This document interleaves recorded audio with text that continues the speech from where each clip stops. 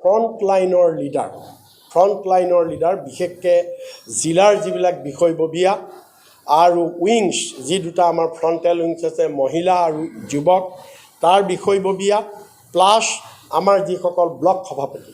ইয়াত আপোনালোকে জানে যিটো MCLA সমষ্টি ৱাইজ আমাৰ একোখনকৈ কমিটি আছে সেই কমিটিৰ যিজন সভাপতি সেইসকলক লৈ বেছিকেলি সেইসকলক লৈ এটা যিটো আমি আজি লিডাৰশ্বিপ ট্ৰেইনিং ইয়াত এটা আমি অনুষ্ঠিত কৰিলোঁ আৰু তেওঁলোকক লিডাৰশ্বিপ ট্ৰেইনিঙৰ যোগেদি আমি তেওঁলোকক মটিভেশ্যন কৰিলোঁ বিশেষকৈ অহা লোকসভা নিৰ্বাচনৰ বাবে আমি তেওঁলোকক প্ৰস্তুত কৰিছোঁ আজি ইয়াত প্ৰশিক্ষণত তেওঁলোকে যিবিলাক কথা শিকিছে সেই কথাবিলাক তেওঁলোকে গাঁৱত গৈ বাকী ৰাইজক সেইবিলাক কথা বুজাব ৰাইজৰ মাজলৈ সেই কথাবিলাক লৈ যাব আৰু দলটোক শক্তিশালী কৰাৰ কাৰণে চিৰাং জিলাত লগতে আগন্তুক লোকসভা নিৰ্বাচনৰ বাবে সকলোকে প্ৰস্তুত কৰিবৰ কাৰণে বেছিকেলি এইখিনি কথাক লৈয়ে আজি আমাৰ এই লিডাৰশ্বিপ ট্ৰেইনিংটো হৈছিল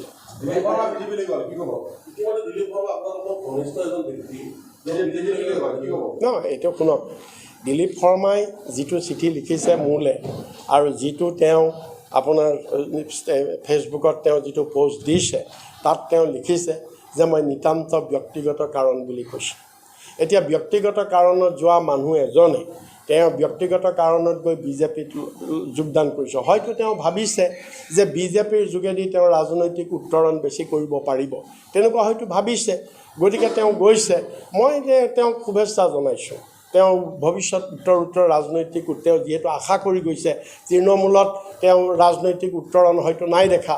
বিজেপিত দেখিছে গতিকে যদিও আমি সকলোৱে বিজেপিক আজি ঘৃণা কৰোঁ তেওঁ হয়তো ভাল পাইছে বিজেপিক গৈছে যাওক মই খালি মোৰ পিনৰ পৰা তেওঁৰ ভৱিষ্যত উত্তৰণটোহে মই কামনা কৰিছোঁ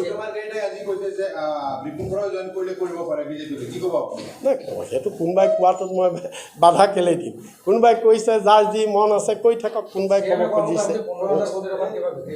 কি ক'লে নহয় সেইটো চাওক আজি আমাৰ সঁচাকৈ দুৰ্ভাগ্যৰ বিষয় অসমখনত আমি এনেকুৱা এজন মুখ্যমন্ত্ৰী পাইছোঁ আপোনালোকে চাওক মুখ্যমন্ত্ৰীজন কিহবাৰ লগত তুলনা হয় নেকি আজি অসমৰ 3,40,00,000 মানুহৰ তেওঁ মুখ্যমন্ত্ৰী কিন্তু এই মুখ্যমন্ত্ৰীজনে কি কৈছে যেতিয়া আজমল ডাঙৰীয়াই ক'লে ঠিক আছে আজমল ডাঙৰীয়াই পলিটিকেল হেৰিয়াত ক'লে যে মই হিমন্ত বিশ্বকো কিনি ল'ব পাৰোঁ মুখ্যমন্ত্ৰীয়ে তাৰ উত্তৰত কি ক'ব লাগিছিলে মুখ্যমন্ত্ৰী কেতিয়াও বিক্ৰীযোগ্য মানুহ নহয় তেওঁ কোনো কিনা বেচাৰ কথা আহিব নোৱাৰে মুখ্যমন্ত্ৰী কিন্তু মুখ্যমন্ত্ৰীজনে কি ক'লে যে মোক আজমলে কিনিব পাৰিব 15 লাখ কোটি টকা মোৰ মূল্য 15 লাখ কোটি টকা দিলে মোক কিনিব পাৰিব হয় 15 লাখ কোটি টকাটো বহুত ডাঙৰ অংক আজমলৰ হাততো নাই আমি সেইটো জানো কিন্তু মুখ্যমন্ত্ৰীজন 15 লাখ নালাগে অসীম টকা সাগৰৰ মহাসমুদ্ৰৰ সমান টকা হ'লেও মুখ্যমন্ত্ৰী কেতিয়াও তাৰ লগত তুলনা নহয় মুখ্যমন্ত্ৰী হৈছে ৰাইজৰ এজন প্ৰতি গতিকে মুখ্যমন্ত্ৰীজনে নিজকে যে 15 লাখ নালাগে তাতোতকৈও বেছি 15 লাখ কোটি নালাগে হাজাৰ এইটো কি বুলি কয় লাখ কোটি টকা কওক তথাপিও মুখ্যমন্ত্ৰীৰ মুখৰ পৰা তেওঁ বিক্ৰী হ'ব বুলি শব্দটো ওলাব নালাগিছিলে তেওঁ তাৰমানে তেওঁ অসমৰ মানুহক বিক্ৰী কৰিব বিচাৰিছে তেওঁ অসমৰ মানুহকে বিক্ৰী কৰিব খুজিছে গতিকে এই মানসিকতাটো মুখ্যমন্ত্ৰী আমি সঁচাকৈ দুৰ্ভাগ্য আমি গৰিহণা দিছোঁ কি ক'লে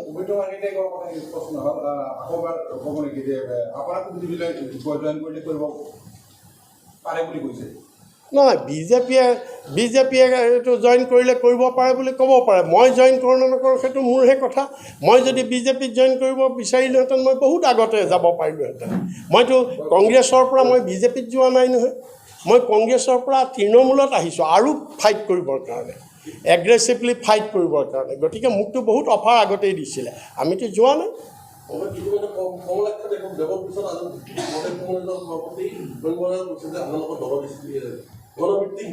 নাই সেইটো শুনক কমলাক্ষই কি কৈছে নকৈছে মই তাৰ উত্তৰ নিদিওঁ কমলাক্ষই এজন কাৰ্যকৰী সভাপতি মই এটা দলৰ সভাপতি মই কমলাক্ষৰ কথাত মই উত্তৰ নিদিওঁ নাই ভূপেন বৰাই যি কৈছে কওক বেলেগ পাৰ্টীয়ে কি কৈছে কওক আমি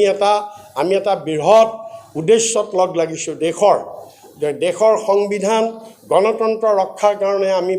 ২৬টা দল লগ লাগিছোঁ ইণ্ডিয়া এলায়েন্স কৰি। গতিকে কোনোবা উশৃংখল মানুহে কিবা ক'ব পাৰে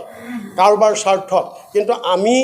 শেষ মুহূৰ্তলৈকে আমি চেষ্টা কৰিম যে আমি এনেকুৱা কোনো কথা নকওঁ যিবিলাক কথাই আমাৰ এই দলটো, আমাৰ এই যিটো ইণ্ডিয়া এলায়েন্সৰ মাজত মতবিৰোধ সৃষ্টি কৰি যাতে মহান উদ্দেশ্যৰ পৰা আমি যাতে আঁতৰি নাযাওঁ। আমাৰ মহান উদ্দেশ্য বিজেপিক প্ৰতিৰোধ কৰা, দেশৰ গণতন্ত্ৰ ৰক্ষা কৰা। সেইটোৰ স্বাৰ্থত মই কমলাক্ষৰ ষ্টেটমেণ্টৰ মই কোনো উত্তৰ নিদিওঁ। দাদা, ইতিমধ্যে তৃতীয় মৰ্চাৰ কুচকাৱাজ চলি আছে AIUDF আৰু BPFৰ, এই সন্দৰ্ভত কি ক'ব? AIUDF BPFৰ ওপৰত ক'বলগীয়া বিশেষ নাই, এইকাৰণে নাইকিয়া। AIUDFটো মানুহে অলৰেডি AIUDF বেচিকেলি সংখ্যালঘু ৰাইজক লৈ, ইছলাম ধৰ্মৰ সংখ্যালঘু ৰাইজক লৈ এটা আৱেগ সৃষ্টি কৰি আজমল ডাঙৰীয়াই গঠন কৰিছিলে আৰু ৰাইজেও বিশ্বাস কৰিছিলে। কিন্তু এতিয়া পৰৱৰ্তী কালত শেহতীয়া যিটো বিজেপি চৰকাৰ অহাৰ পিছত AIUDFৰ যিবিলাক কথা বতৰা, চাল চলন আৰু যিবিলাক বিবৃতি, এইবিলাকৰ পৰা স্পষ্ট ইছলাম ৰাইজে, মুছলমান ৰাইজে বুজি পাইছে যে AIUDF হৈছে বিজেপিৰ বি টিম। ৰাইজেতো বুজি পাইছে, মানে মই মুছলমান ৰাইজৰ কথা কৈছোঁ, যিসকলে আজমলক নেতা হিচাপে আগবঢ়াই দিছিল। সেইসকল ৰাইজে এতিয়া বুজিছে যে এওঁ বিশ্বাসঘাতক, এওঁ ধৰ্ম নিৰপেক্ষতাৰ লগত কম্প্ৰমাইজ কৰি নিজৰ ব্যৱসায়িক সাম্ৰাজ্য সুৰক্ষিত কৰাৰ স্বাৰ্থত মুছলমান ৰাইজক বন্ধকত থৈ তেওঁ বিজেপিৰ লগত মিতিৰালি কৰিছে। গতিকে এই কথা ৰাইজে বুজি পাইছে। সেইকাৰণে AIUDFৰ অপ্ৰাসংগিক এতিয়া। এইবাৰ মুছলমান ৰাইজেও AIUDFক ভোট নিদিয়ে, বেলেগেতো নিদিয়েই, মুছলমান ৰাইজেও AIUDFক ভোট নিদিয়ে। আৰু BPFটোৰ কথা হৈছে কি, BPFটো আপোনাৰ ইয়াত সুদীৰ্ঘকাল তেওঁলোকে কাউন্সিল চলালে, ৰাইজে বুজি পাইছে। এতিয়াতো BPFৰ কাম কি, তেওঁলোকে নিজৰ ভিতৰত, মই আজি কৈছোঁ যে বিজেপিয়ে আজি দুডাল লেকাম লগাইছে। এডাল লেকাম EPPLৰ প্ৰমোদ বড়োক লগাইছে, এডাল লেকাম হাগ্ৰামাক লগাইছে BPFৰ। আৰু হিমন্ত বিশ্বই ৰং চাই আছে। আজি বড়ো জাতিৰ মাজত ভাই মাজত লগাই দিছে সংঘাত। আগতে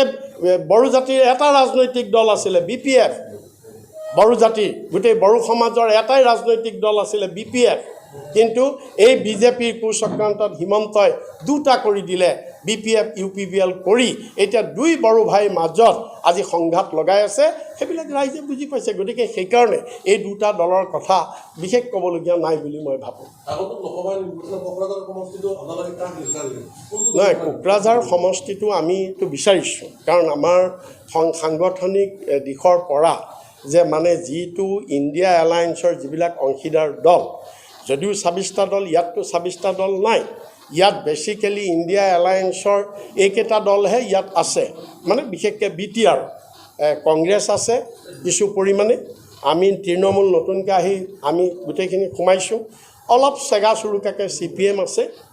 ঠাই বিশেষে, আৰু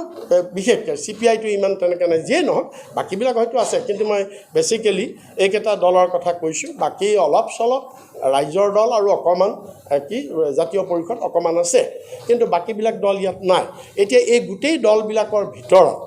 আমি তৃণমূল হৈছোঁ আটাইতকৈ শক্তিশালী। ইয়াত যদিও আমাৰ কোনো MLA নাই,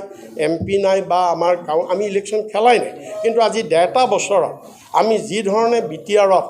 আমি তৃণমূল মানে অৰ্গেনাইজ কৰিছোঁ, আমাৰ যিবিলাক এক্টিভিটি আপোনালোকে দেখিছে, গাঁৱে ভূঞে সভা সমিতি আন্দোলন, এই গোটেই এক্টিভিটিবিলাকৰ পৰা, আৰু BTRৰ ৰাইজেও এইটো কথা কয় যে আমাক এটা নতুন লাগে ইয়াত। আমি BPFক টেষ্ট কৰিলোঁ, UPPLক পালোঁ, AGPক পালোঁ, কংগ্ৰেছক পালোঁ, BJPক পালোঁ, UDFক পালোঁ, আমি চবকে পালোঁ। গতিকে আমাৰ এইবিলাক পাৰ্টিৰ প্ৰতি আমাৰ এতিয়া অনীহা, ফেডাপ। গতিকে আমাক পশ্চিমবংগৰ মমতা দিদিয়ে তাত যি ধৰণে তৃণমূলক লৈ ৰাইজৰ কাম কৰিছে, তেনেকুৱা এটা দল আমাক BTRত লাগে, আৰু সেইকাৰণে তৃণমূলক BTRৰ ৰাইজে আঁকোৱালি লৈছে।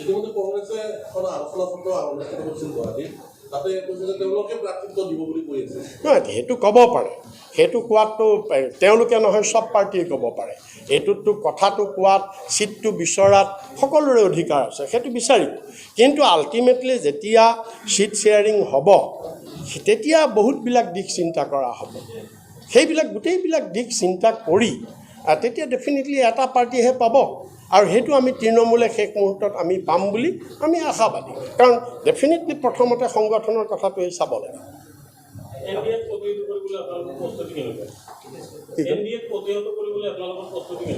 NDAক প্ৰতিৰোধ কৰিবলৈ প্ৰস্তুতিটো এইবিলাকেই এই ধৰক আমি আজি এনেকুৱাকৈ বিভিন্ন ঠাইত আমি লিডাৰশ্বিপ ট্ৰেইনিং আমি অলৰেডি লোকসভাৰ কাৰণে টকিং পইণ্ট কৰি কেনেকৈ ৰাইজৰ মাজত যাব লাগিব সেই ট্ৰেইনিংবিলাক আমি অলৰেডি ষ্টাৰ্ট কৰিছোঁ সভা সমিতি কৰিছোঁ জনসংযোগ কৰিছোঁ আৰু ২৬টা দল লগ লাগিছে যাতে ভোট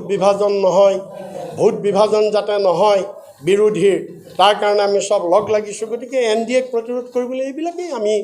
ব্যৱস্থা লৈছোঁ আমি এতিয়া আপুনি যিটো কথা কৈছে সেইটো হৈছে হাইপথেটিকেল কথাত আমি উত্তৰ নিদিওঁ ধাৰণাৰ ওপৰত ধাৰণাটো আপুনি বহুত ধৰণে কৰিব পাৰে যিকোনো ধাৰণা কৰিব পাৰে গতিকে ধাৰণাৰ ওপৰত আমি উত্তৰ নিদিওঁ আমি পজিটিভ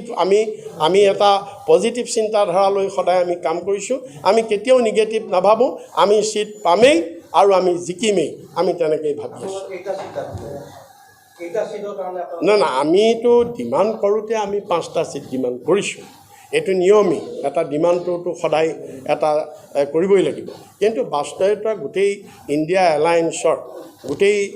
তেখেতসকলৰ শীৰ্ষ নেতৃত্বই তলৰ গোটেই গ্ৰাউণ্ড ৰিপৰ্টবিলাক চাই তেওঁলোকে যেইটা চিট দিব কেইটা দিয়ে কি সিদ্ধান্ত হয় তাৰ ওপৰত নিৰ্ভৰ কৰিব